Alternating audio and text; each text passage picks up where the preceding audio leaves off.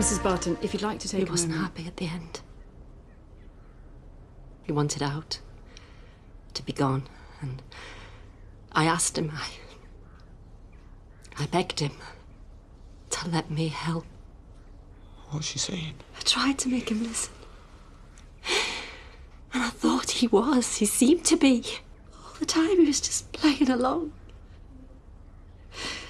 Thinking of ways out. She's saying our dad killed himself. I am so sorry.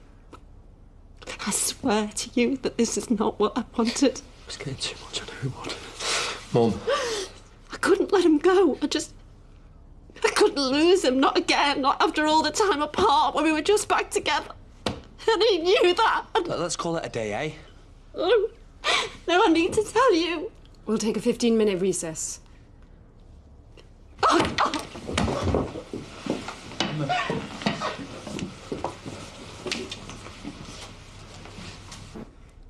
James had dark times. He hid them from everyone.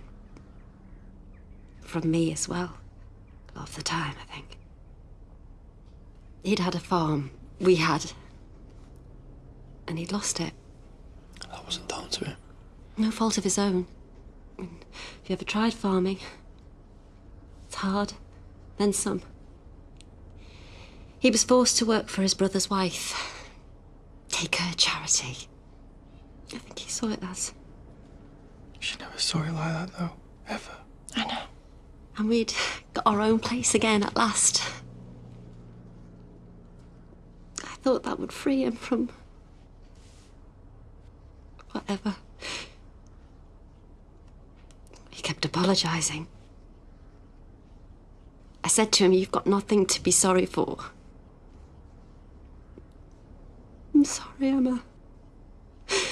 I'm so sorry. I've let you down. I've let you all down. He hadn't. Mrs. Barton, on the day your husband died, how would you describe his state of mind? He was bleak. The worst I'd ever seen him. He'd had to skip a family funeral the week before, and I'd agreed with him on that. He didn't want to see anyone. Anyone at all. I'm not worth it. I told him that was nonsense, but... And I know I put you off coming up that day. If I hadn't, then you'd have seen him, and then maybe... I don't know. Done something. But he said, no one, especially you. I'm sorry. You stop blaming yourself. Please.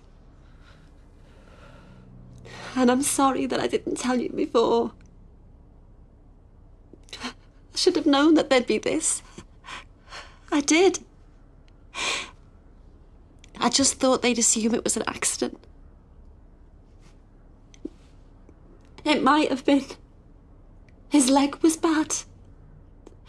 And it was foggy, so maybe... I just don't know.